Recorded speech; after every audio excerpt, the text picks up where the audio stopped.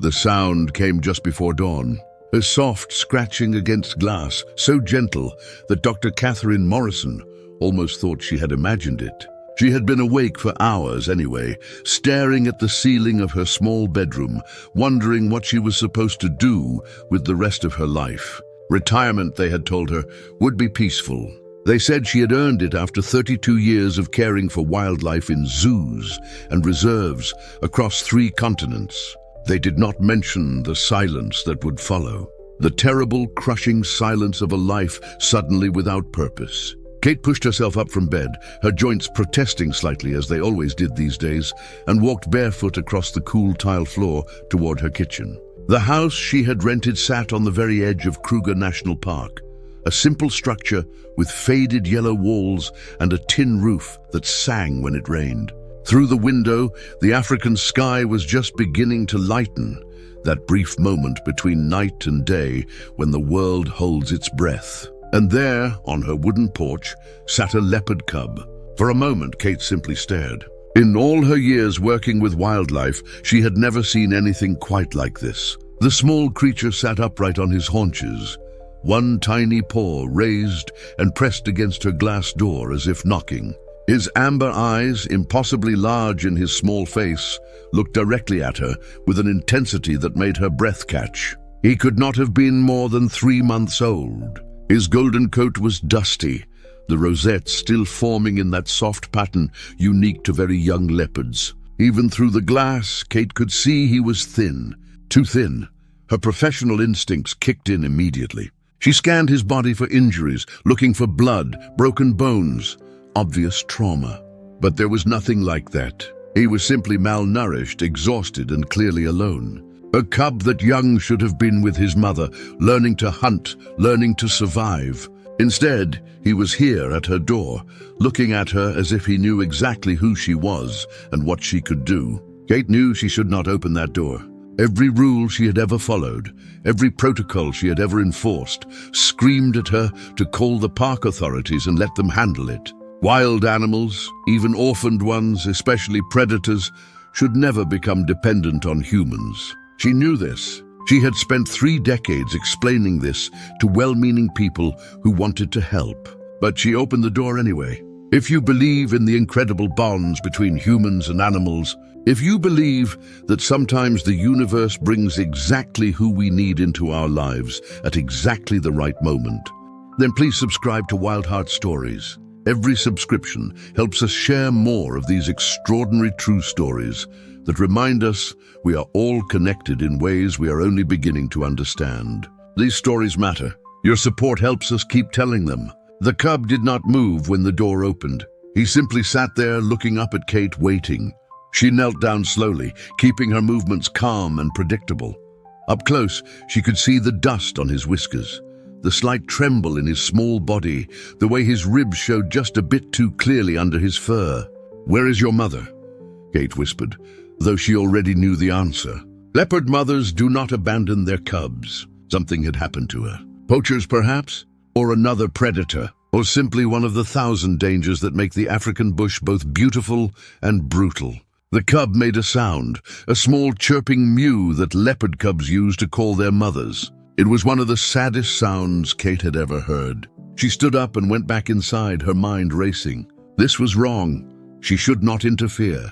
But her hands were already opening cabinets, pulling out a shallow bowl, filling it with water. She had some chicken in her refrigerator, left over from her own dinner. She cut it into small pieces, the way she would for a domestic cat, though this was no house pet. When Kate brought the food and water outside, the cub had not moved from his spot by the door. She set both bowls down about 2 meters away and stepped back.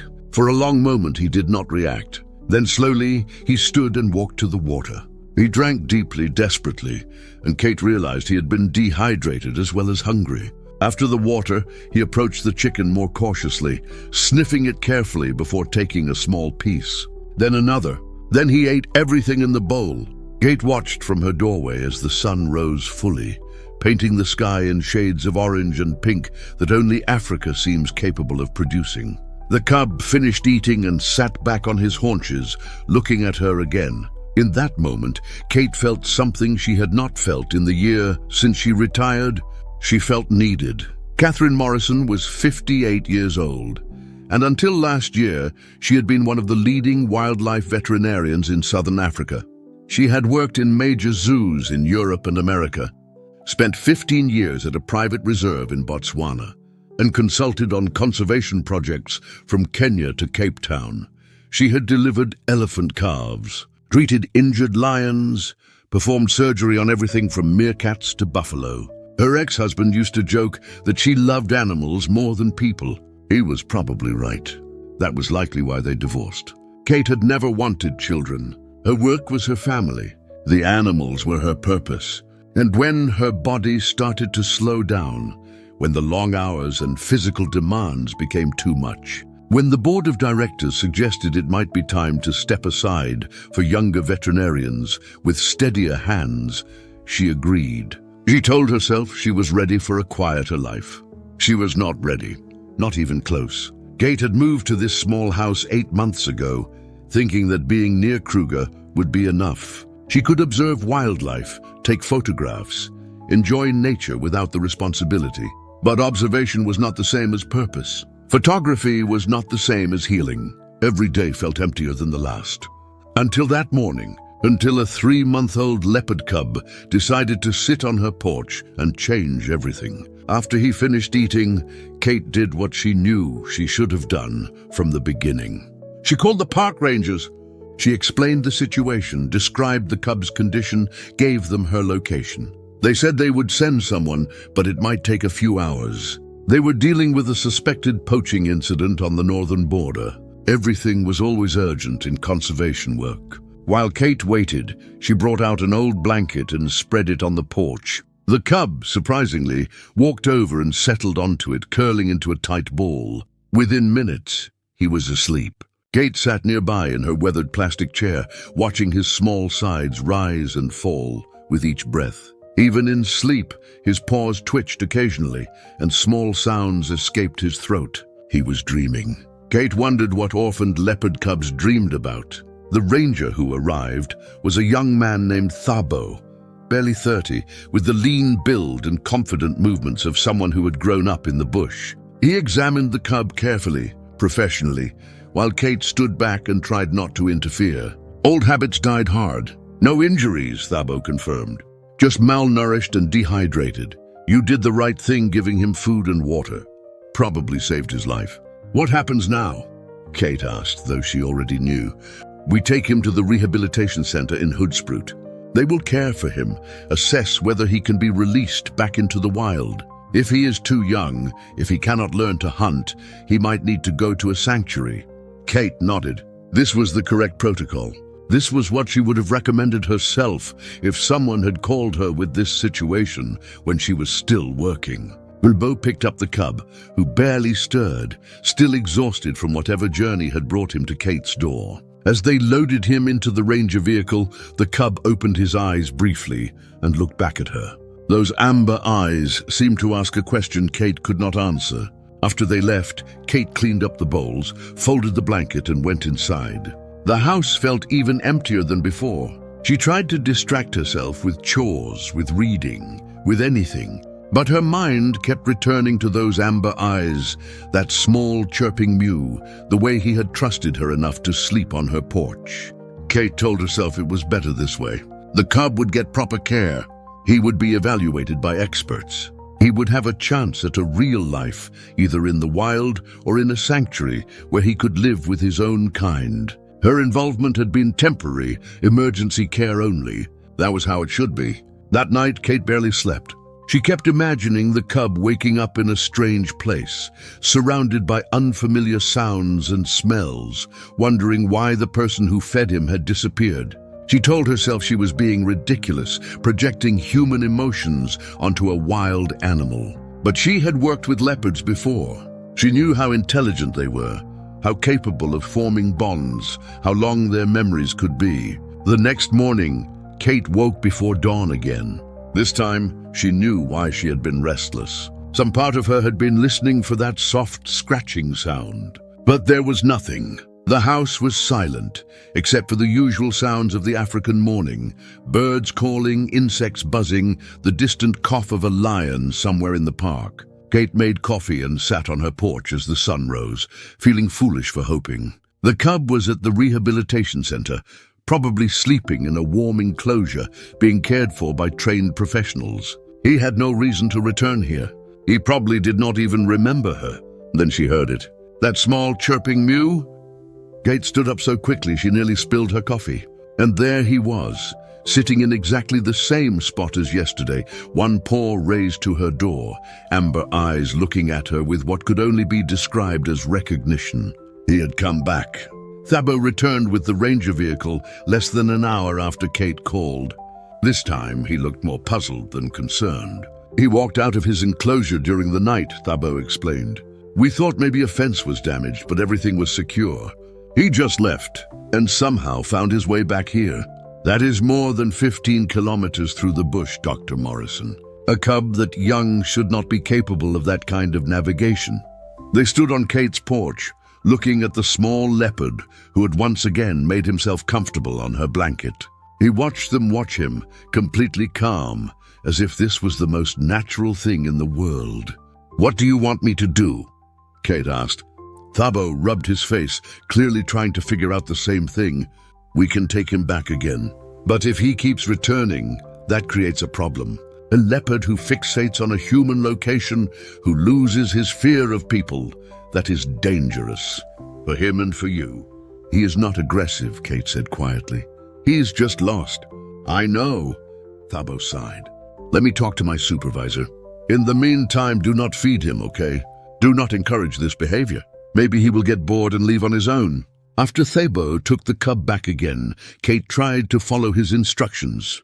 She really did. But that night, she lay in bed listening to the sounds of the bush beyond her walls, thinking about a small leopard cub trying to navigate his way back to the only place that had offered him kindness. Thinking about how many dangers existed in those 15 kilometers of wild Africa. Thinking about how she had felt when she saw those amber eyes looking at her this morning, as if to say, I came back. I chose you. On the third morning, when Kate found him sitting at her door again, she did not call the rangers right away.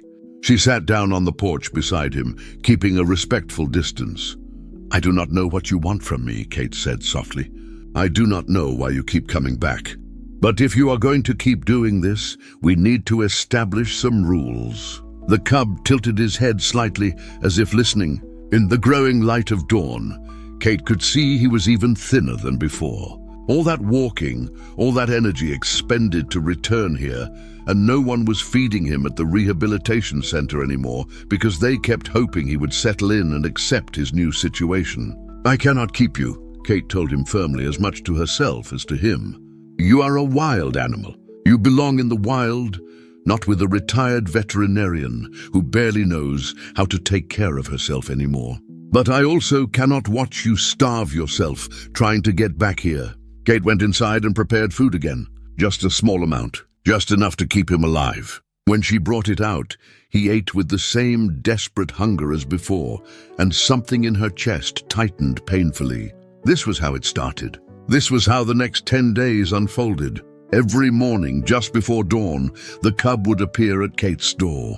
Every morning, she would feed him small amounts, give him water, let him rest on the porch while she tried to figure out what to do. And every afternoon, Thabo would arrive, increasingly frustrated, but also increasingly resigned, and take the cub back to the rehabilitation center. He is going to exhaust himself to death, Thabo said on the 7th day, his voice heavy with worry. Every night he walks back here, 15 kilometers through territory where bigger predators hunt. One of these nights, he is not going to make it. What do you suggest? Kate asked, though she could hear the defensive edge in her own voice. Thabo looked at her for a long moment. I think you already know, Dr. Morrison. He has chosen you. I do not understand it, and it goes against every protocol we have. But this cub has decided you are his only chance at survival. The question is, what are you going to do about it? That night, Kate sat on her porch long after sunset, watching the stars emerge in the enormous African sky. Her professional mind listed all the reasons this was wrong, all the ways this could end badly, all the rules she would be breaking. Her heart, that part of her she had tried to lock away when she retired, whispered something different. It whispered that maybe they were both orphans in their own way. Maybe they had both lost something essential and were trying to find their way back to it. Maybe the universe, in its strange wisdom, had brought them together because they needed each other. When dawn came on the 8th morning, Kate did not call the rangers. When the cub appeared at her door, she opened it and let him inside her house for the first time. He walked in cautiously, sniffing everything, exploring with the careful curiosity of a very young predator. And when he finally settled on the cool tile floor of her kitchen, those amber eyes looking at her with complete trust, Kate made a decision that would change both their lives forever. She called Thabo. "I want to discuss a long-term solution," she said. "There has to be a way to do this right. A way that keeps him wild, but also keeps him alive." There was a long silence on the other end of the phone. Then Thabo said, "I will talk to my supervisor. But Dr. Morrison, if we agree to this, you need to understand something. This is not about keeping a pet. This is about creating a new kind of relationship with a wild animal, one we are making up as we go.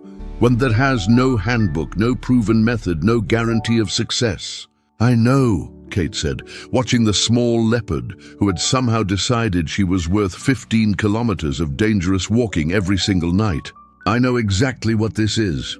As Kate hung up the phone and sat down on her kitchen floor across from the cub, a thought occurred to her. He needed a name, not a pet name, but something to call him. Something to distinguish him from the abstract concept of a leopard cub and acknowledge him as the specific, determined, extraordinary individual he was proving himself to be. "Amber," Kate said softly, thinking of those remarkable eyes that had looked into hers and seen something worth trusting. "I am going to call you Amber." The cub's ears twitched at the sound. He blinked slowly, the way cats do when they are content. And for the first time since Kate had retired, since she had left behind everything that gave her life meaning, she felt something unfamiliar bloom in her chest. She felt hope. The meeting with park officials took place 3 days later in a small office that smelled of coffee and old paper. Thabo was there, along with his supervisor, a woman named Dr. Naledi Kumalo, who had worked in wildlife management for 2 decades. Also present was a representative from South African national parks, a stern-looking man in his 50s who introduced himself as Mr. van der Merwe. They all looked at Kate with varying degrees of skepticism as she sat across from them, trying to explain something she barely understood herself. "Let me be clear, Dr. Morrison," van der Merwe began, his Afrikaans accent thick.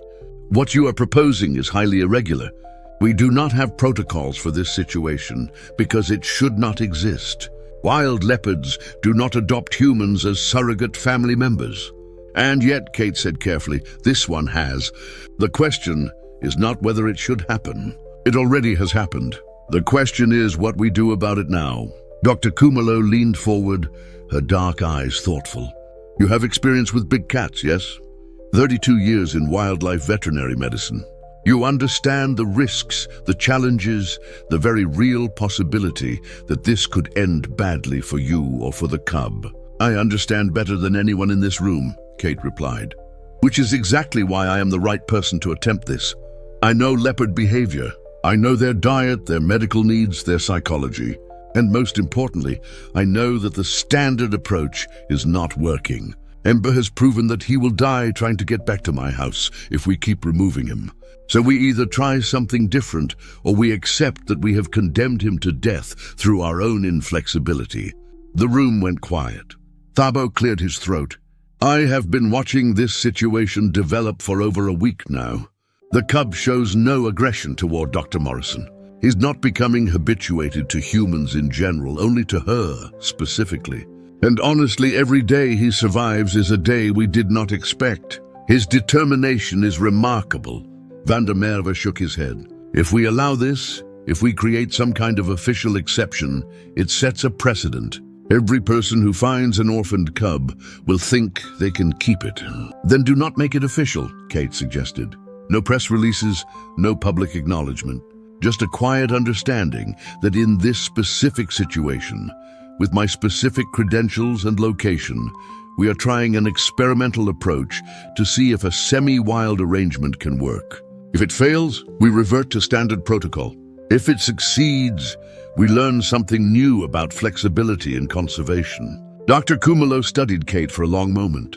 What exactly are you proposing? Kate took a deep breath. Amber stays on my property, which borders the park. I provide supplemental feeding while he is too young to hunt, but I do not make him dependent. I encourage him to explore, to develop natural behaviors, to maintain his wild instincts. As he matures, the feeding decreases until he is self-sufficient. He is not a pet. He is not captive. He is a wild leopard who happens to have formed an attachment to a specific location and person. We monitor him closely, document everything, and terminate the arrangement immediately if he shows any signs of dangerous habituation or health problems. And when he's full grown? Vandermeer asked. When he is a 90-kilogram predator with claws and teeth designed to kill prey, much larger than you, then we hope that the respect and boundaries I establish now will carry forward, Kate said quietly. But I will not lie to you. There are no guarantees. This is uncharted territory. All I can promise is that I will apply 3 decades of expertise to giving him the best chance possible. The discussion continued for another hour. Forms were filled out. Liability waivers were signed. Monitoring schedules were established. By the time Kate left that office, she had official permission to attempt something that had probably never been tried before, at least not in any documented capacity. She was excited and terrified in equal measure. When Kate arrived home, Amber was sleeping on the porch exactly where she had left him. At the sound of her vehicle, his head popped up, ears alert. When he recognized her, he made that small chirping sound and stood, his tail swishing slightly. It was the first time Kate had seen him display anything resembling excitement. Something about that tail swish, so cat-like and innocent, made her eyes sting with unexpected emotion. "Okay, little one," Kate said, kneeling down to his level. "We are doing this, but we are doing it right. That means rules. That means boundaries. That means you need to remember you are a leopard, not a house cat." Amber tilted his head, watching her with those enormous amber eyes. Kate knew he could not understand her words, but something about the tone of her voice seemed to register. He chirped again, softer this time, and she could not help but smile. The first few weeks were an education for both of them. Kate quickly remembered why she had once loved this work so much. Every day brought new challenges, new observations, new small victories. Amber needed to eat 4 times per day at his age, small meals of raw meat that Kate prepared carefully, mimicking as much as possible what he would have gotten from his mother. She mixed in bone fragments for calcium, organ meat for vitamins, varied the protein sources to ensure balanced nutrition. But feeding was only part of it. Amber was at a crucial developmental stage, the age when cubs learn to hunt, to climb, to defend themselves. Without a mother to teach him, Kate had to improvise. She hung pieces of meat from tree branches, forcing him to climb to retrieve them. She dragged feathered toys through the grass, encouraging him to stalk and pounce. She made him work for every meal, ensuring he developed the muscles and reflexes he would need to survive. Some moments were comical. Amber had an unfortunate tendency to misjudge distances when pouncing, often landing face first in the dirt before scrambling up and trying again with wounded dignity. He had not yet figured out that his back legs were longer than his front legs, which led to several spectacular tumbles when he tried to run at full speed. And he was absolutely terrified of Kate's garden hose, leaping backward with flattened ears whenever she turned it on, as if she had unleashed a deadly snake. Other moments were deeply touching. Amber would often sit beside Kate in the evenings as she read on the porch, not demanding attention, just existing in comfortable proximity. Sometimes he would fall asleep with his head resting on her foot, and Kate would sit frozen for hours rather than disturb him. His purr, when he did purr, was not like a domestic cat. It was deeper, rougher, a sound that vibrated through his entire body. The first time Kate heard it, she cried. But there were also difficult moments, times when Kate questioned everything. Amber was growing quickly, his paws getting bigger, his teeth sharper, his strength more apparent. At 4 months old, he could already jump higher than Kate could reach. At 5 months, his play bites, which he seemed to think were gentle, left bruises on her arms. Kate had to constantly reinforce boundaries, redirecting his natural predatory behavior away from her and toward appropriate targets. "No," Kate would say firmly, removing his teeth from her hand and offering a thick rope toy instead. "Not me, never me. I am not prey. I'm not a playmate. I'm your provider, but I am not your equal." Establishing dominance without cruelty was a delicate balance. Kate could not physically overpower him, nor would she try. Instead, she relied on tone of voice, body language, and consistency. When he obeyed, when he redirected his energy appropriately, she rewarded him with praise and food. When he pushed boundaries, she withdrew attention entirely, leaving him alone until he calmed down. Slowly, painfully slowly, he began to understand the rules. The biggest challenge came from outside Kate's property. Her nearest neighbor, a retired accountant named Henny Botha, was not pleased about the situation. He appeared at Kate's door one morning, his face red with anger. "There is a leopard on your property," he announced, as if Kate might not have noticed. "Yes," Kate replied calmly. "There is. That is illegal. That is dangerous. I have grandchildren who visit. What if that thing attacks them?" Kate took a deep breath, reminding herself that his fear was not unreasonable. "Mr. Botha, the leopard is being monitored by park officials. He stays on my property, which is fenced. He shows no interest in approaching other homes. And he is still very young, not a threat to anyone who does not threaten him first." "Young now," Henny shot back. "What about in 6 months, in a year? You are creating a dangerous situation for everyone in this area." "I understand your concerns," Kate said, keeping her voice level. "But this leopard was dying. He was orphaned, malnourished, and would not have survived without intervention. What would you have had me do? Let him starve on my porch?" Henny's expression softened slightly, but his jaw remained set. "There are sanctuaries for this sort of thing. Places designed to handle wild animals. Your soft heart is going to get someone hurt, Dr. Morrison." After he left, Kate sat on her porch, feeling the weight of responsibility settle more heavily on her shoulders. He was right about one thing. Amber was growing. The adorable cub who had first appeared at her door was becoming a powerful predator.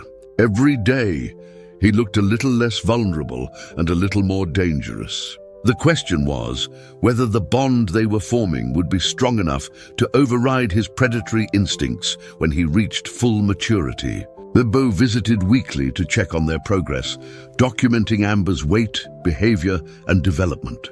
During one visit, when Amber was about 6 months old, he watched as the young leopard climbed a tree with graceful ease, moving from branch to branch 20 meters above the ground.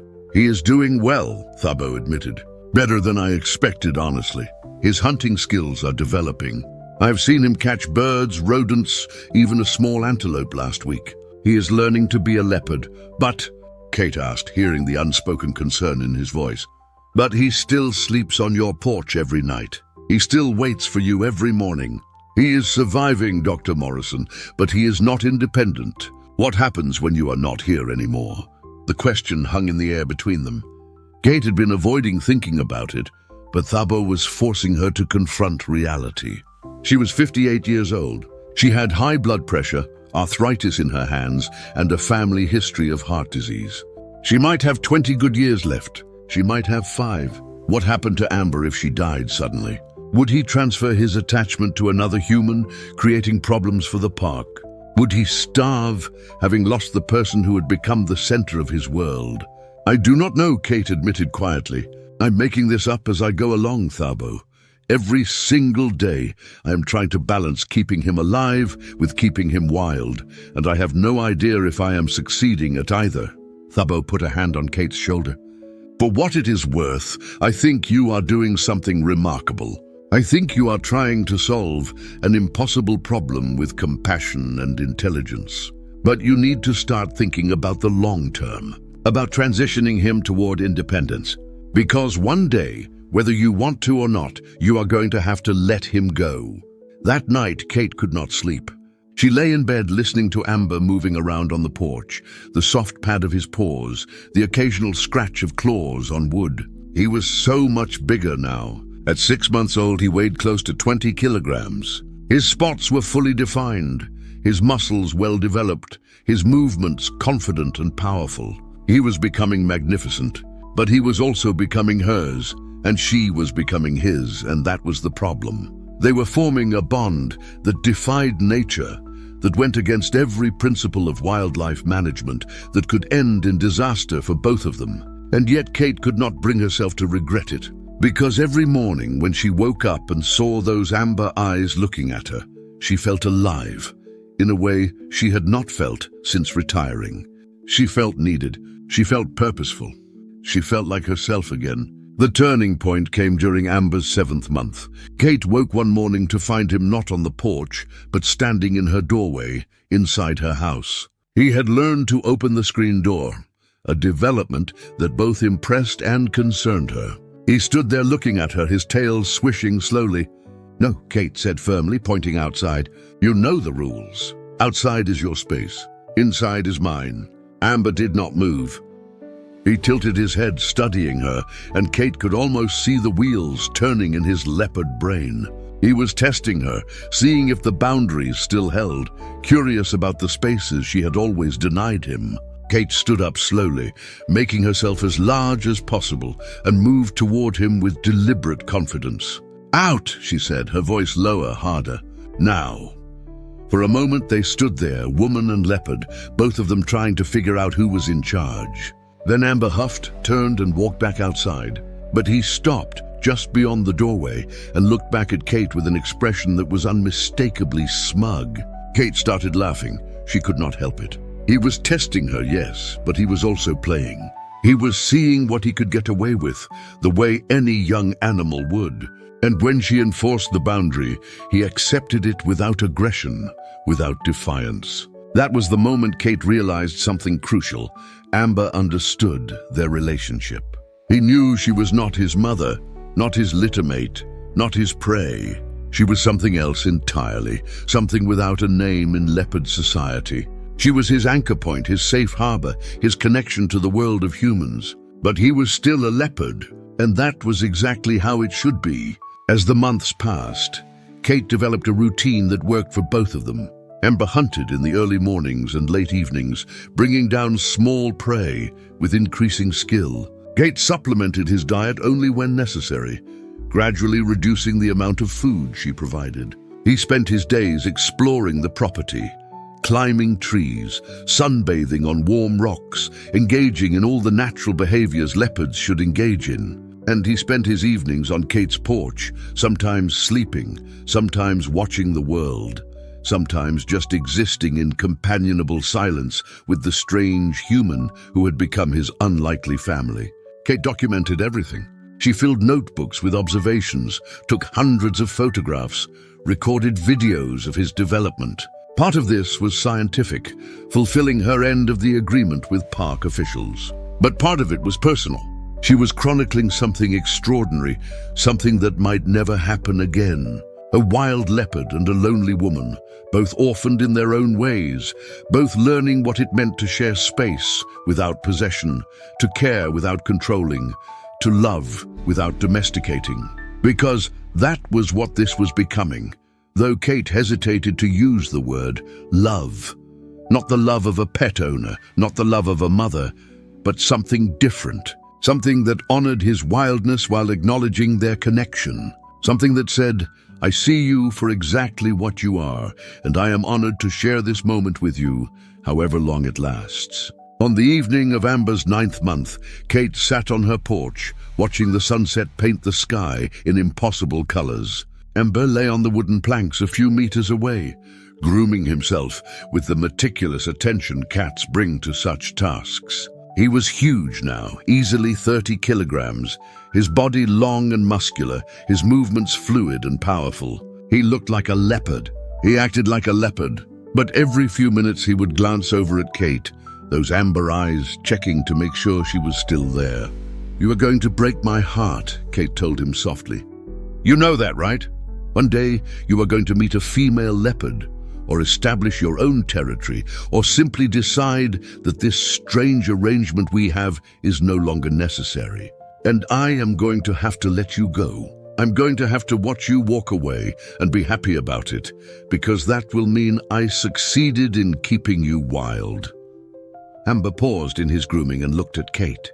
For a long moment, they simply gazed at each other, woman and leopard, unlikely friends in an impossible situation. Then he stood, stretched in that boneless way cats have, and walked over to her.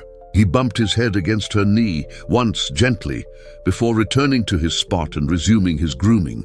It was the most deliberate display of affection he had ever shown her, and it told Kate everything she needed to know.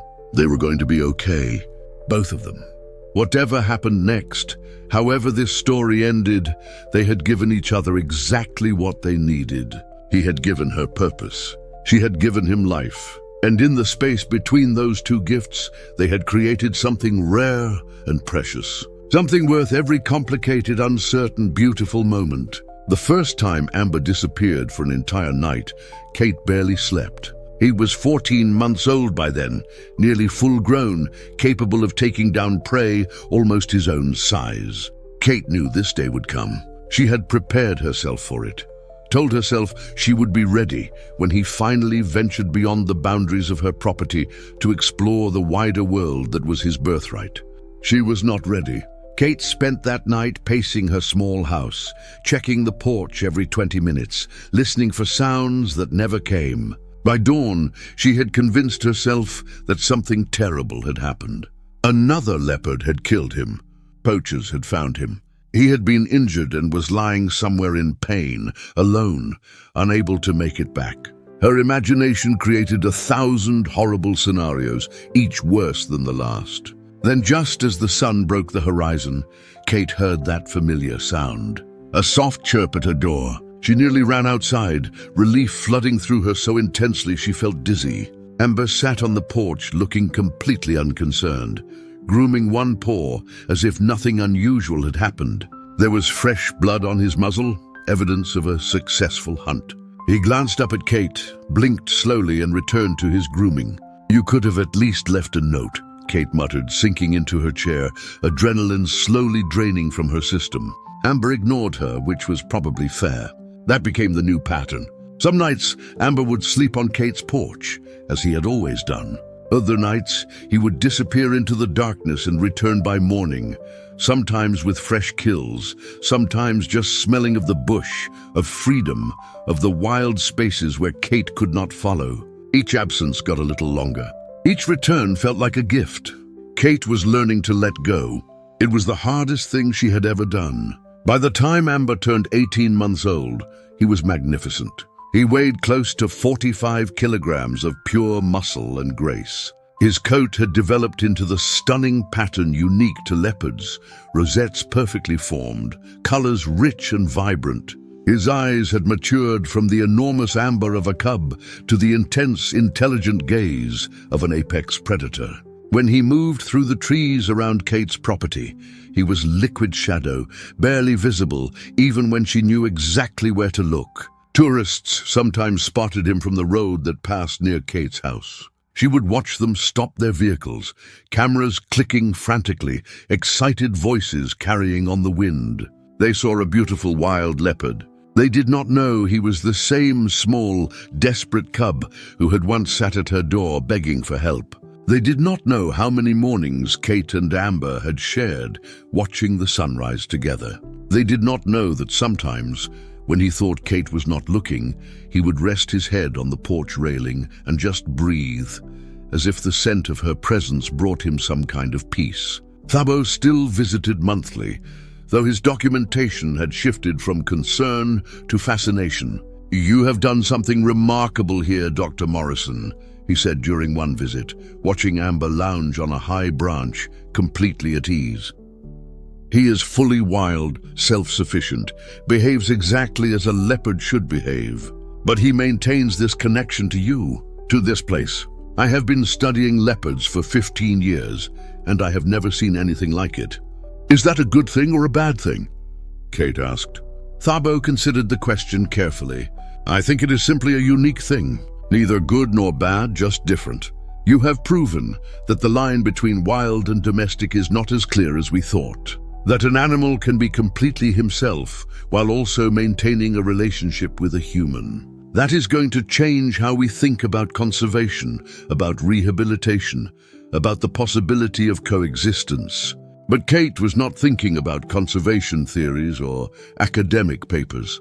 She was thinking about the day when Amber would stop coming back, when he would find a mate, establish his own territory far from here, move on to the life he was meant to live. She was thinking about how empty her porch would feel, how silent her mornings would become, how much it was going to hurt to lose him, even though losing him would mean she had succeeded. The transformation began on an ordinary Tuesday morning in spring.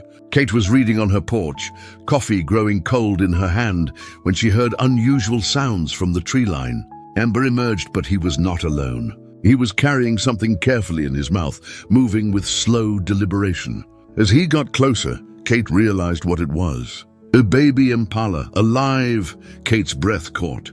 The tiny antelope dangled from Amber's jaws, held gently by the scruff of its neck, the way a mother cat carries kittens.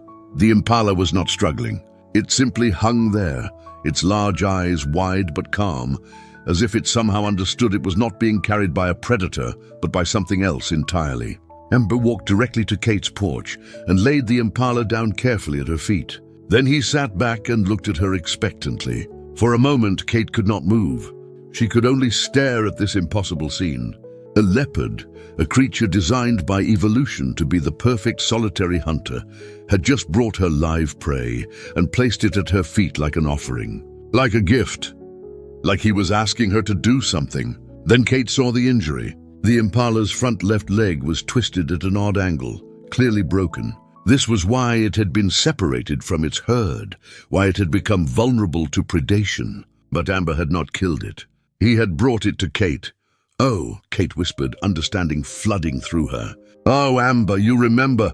Kate moved slowly, kneeling beside the small antelope. It trembled, but did not try to flee. She examined the leg carefully, her veterinary training taking over automatically. Clean break, no compound fracture, very treatable with proper splinting. This baby could recover fully with care. Amber watched Kate work, his tail twitching slightly, his eyes tracking every movement. Kate spoke to him softly as she went inside to gather supplies, telling him what she was doing, knowing he could not understand the words, but hoping he could hear the tone of approval, of pride, of absolute astonishment at what he had just done. Kate treated the impala on her porch, splinting the leg, checking for other injuries, administering antibiotics from her old medical kit. The entire time, Amber lay nearby, observant but relaxed like a student watching a teacher work. When Kate finished, she set up a small enclosure on the side of her house, a safe space where the impala could rest and heal without fear of predation. Amber watched Kate move the baby antelope into the enclosure. He did not try to follow, did not show any predatory interest. He simply observed, then stood, stretched, and walked back toward the trees. Before disappearing into the foliage, he glanced back at Kate once. She could have sworn he looked satisfied. That was the beginning of something Kate never could have predicted.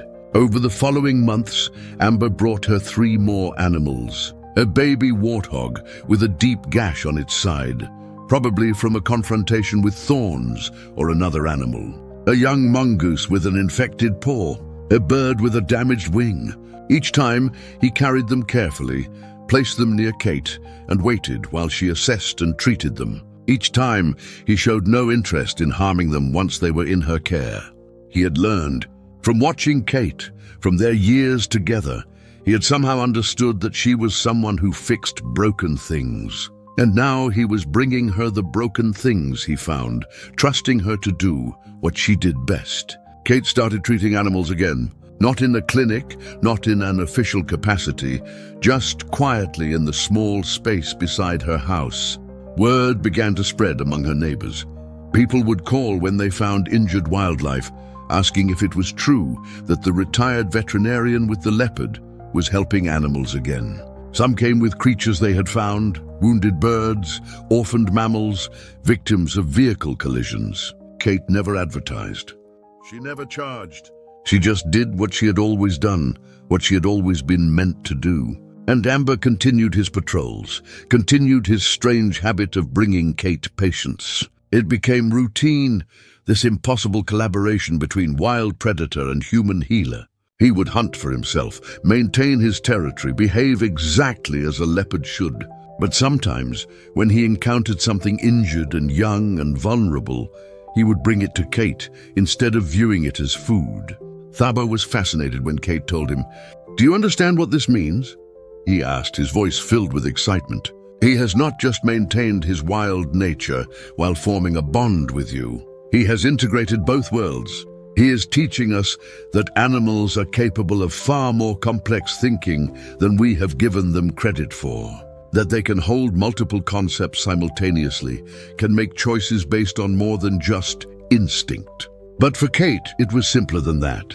Amber had given her back her purpose, just as she had given him life. They had healed each other, and now they were healing others together.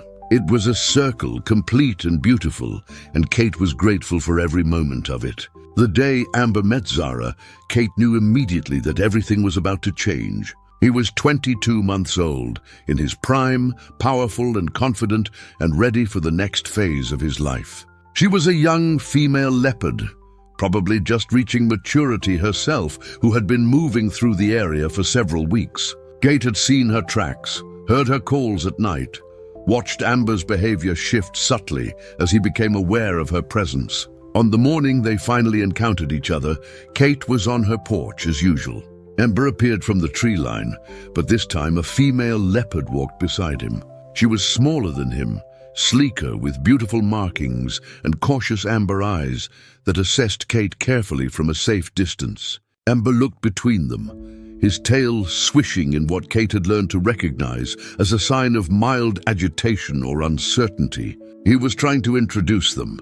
The realization made Kate's throat tight. Kate stood slowly, making no sudden movements. "Hello, Zara," she said softly, naming her without thinking. "You are beautiful. Take care of him, will you?" Zara did not approach. Leopards are solitary creatures, and she had no reason to trust humans. But she did not flee either. She simply stood there beside Amber, watching, waiting, trying to understand this strange dynamic between the male leopard and the human. After several minutes, Zara turned and walked back toward the trees. Amber hesitated, glancing at Kate, then at Zara, clearly torn between two worlds. Kate smiled at him, even though her heart was breaking.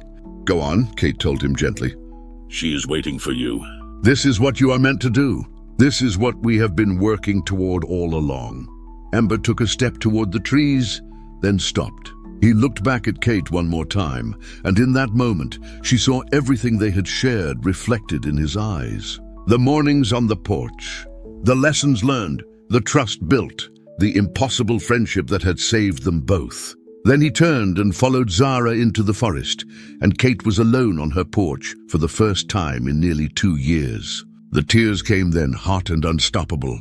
Kate sat down heavily in her chair and let herself cry, let herself feel the loss and the pride and the complicated grief of watching someone you love walk away toward the life they are meant to have. It hurt more than she had expected.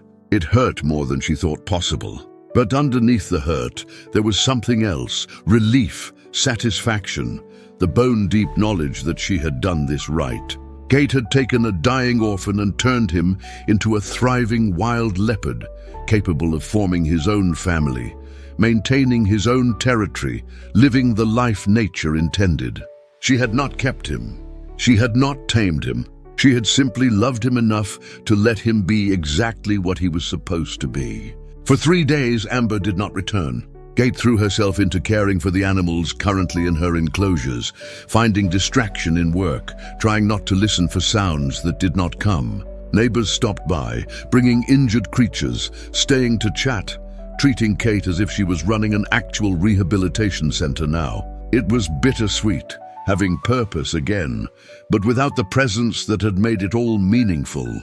On the fourth morning, just before dawn, Kate woke to that familiar sound, a soft chirp at her door. Kate went outside to find Amber on her porch, and her heart soared before she could stop it. But he was not alone. Zara stood at the edge of the clearing, watching warily, and in Amber's mouth, carried with infinite care, was a young baboon with a badly wounded arm. He had brought her with him. He had shown her what they did here. He had introduced her to this strange collaboration between species, and together they had brought Kate, a patient. Kate treated the baboon, while both leopards watched from a respectful distance. Amber sat calmly as he always had. Zara remained alert, ready to flee, but curious enough to stay. When Kate finished, when the baboon was safely in an enclosure, Amber stood and walked over to her. He bumped his head against her hand once, gently. Then he turned and walked back to Zara. They disappeared into the trees together, but this time, Kate knew he would come back. Not every day, not even every week necessarily, but he would return, because this place, this strange little corner of the bush, where wild and human met without fear, was part of his territory now, part of his story, part of who he had become. Over the following months, Kate saw Amber regularly, though never predictably. Sometimes he came alone, sometimes with Zara, occasionally bringing injured animals that needed care. Kate learned to read the signs of his presence, even when she did not see him directly. Tracks in the dust, distinctive claw marks on trees, the particular arrangement of bones from his kills. He was living his life, establishing his territory, courting Zara, doing all the things a wild male leopard should do. But he had not forgotten Kate, and she had not lost him. Their relationship had simply evolved into something new, something that honored both his wildness and their connection. He was not her pet. He was not her responsibility.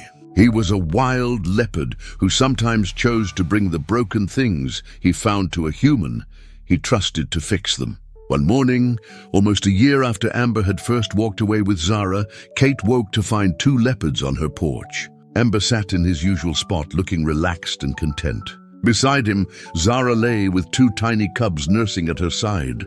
They could not have been more than a few weeks old, still blind, completely helpless, their rosettes barely visible on impossibly soft fur. Amber looked at Kate, and she swore there was pride in his expression. "Look," he seemed to say. "Look what we made. Look at the family I have. Look at how far I have come from that desperate orphaned cub who showed up at your door." Kate sat down slowly, careful not to make sudden movements, and just watched. Zara was tolerating her presence, which was extraordinary in itself. Female leopards with cubs are notoriously protective, aggressive toward any perceived threat. But she allowed Kate to sit there, to witness this intimate moment, because Amber had convinced her she was safe. Because the trust they had built extended to his family. The cubs, one male and one female, were perfect. They made small mewing sounds as they nursed, their tiny paws kneading against their mother's belly. Amber lay nearby, relaxed but watchful, the picture of a proud father. Kate could not speak. She could only sit there, tears streaming down her face, overwhelmed by the gift of this moment. Amber had not just survived, he had thrived. He had found love, created a family, built a life, and he trusted Kate enough to share it with her. They stayed for perhaps an hour, long enough for the cubs to finish nursing and fall asleep. Then Zara stood carefully, gathering her babies in her mouth one at a time, and carried them back toward the trees. Amber stood as well, but before following his family, he walked over to Kate one last time. He pressed his forehead against her knee, held it there for a long moment, then turned and disappeared into the forest. It was the last time Kate saw him at such close range. After that day, he maintained more distance, as was appropriate for a wild leopard with a family to protect. But Kate still saw evidence of his presence regularly. She still treated the injured animals he and Zara occasionally brought to the edge of her property, left carefully where she would find them. She still felt his eyes watching from the trees sometimes, making sure she was okay, checking on the strange human who had saved his life so long ago. Kate's small, informal rehabilitation center grew. People came from all over the region bringing injured wildlife. Local schools brought children on field trips to learn about conservation. The Borough arranged for Kate to mentor young veterinarians interested in wildlife medicine. She was not officially employed, not drawing a salary, but she was working again. She was needed again. She was herself again. And all of this second chapter of her life, had started with one small leopard cub who refused to give up, who walked 15 kilometers through dangerous territory 10 nights in a row because he had decided Kate was worth it. Kate was 61 years old now, and she knew her time was limited. The high blood pressure was under control, but she felt her age in ways she did not before. Her hands were not as steady, her vision was not as sharp. Her body reminded her daily that she was mortal, that this story would not last forever. But for however much time she had left, Kate would keep doing this work. She would keep fixing the broken things that found their way to her door. She would keep watching the tree line for glimpses of amber eyes, for the shadow of a leopard who changed her life, who taught her that connection does not require possession, that love can exist across the boundary between species, that sometimes the most profound healing comes from the most unexpected places. Amber gave Kate back her purpose. She gave him a chance at life, and in the space between those two gifts, they created something rare and precious and absolutely worth every complicated, uncertain, beautiful moment. This morning, Kate sits on her porch as the sun rises, coffee growing cold in her hand. The air is crisp with the promise of autumn. In her enclosures, 3 young animals are healing, recovering, preparing to return to the wild. In the trees beyond her property, a family of leopards hunts and plays and lives the life they were meant to live.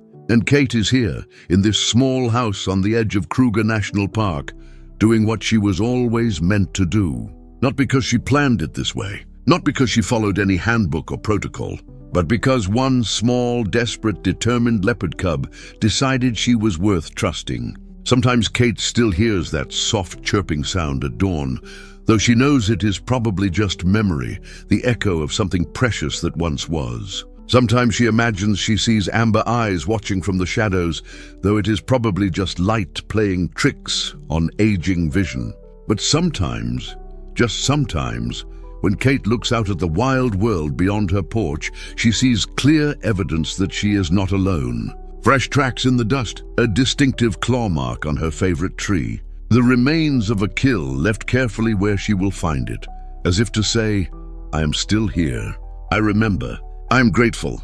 And in those moments, Kate knows with absolute certainty that what they created, she and Amber, was real. That it mattered. That it changed them both in ways neither could have predicted. That it was worth everything. Kate finishes her coffee, sets the empty cup aside, and stands to begin her day. There are animals to feed, wounds to tend, small lives to nurture back to health. There is work to do, purpose to fulfill, healing to facilitate. Somewhere in the forest, a leopard pauses in his morning hunt to glance toward a small yellow house where a woman once saved his life. He does not think about it in human terms, does not understand concepts like gratitude or debt or love. He simply knows that this place is safe, that this human can be trusted, that when he finds something broken, he can bring it here, and it will be fixed. He returns to his hunting, to his family, to his wildlife. And the woman returns to her healing, to her purpose, to the second chance she never expected to receive. Both of them are exactly where they belong. Both of them are home.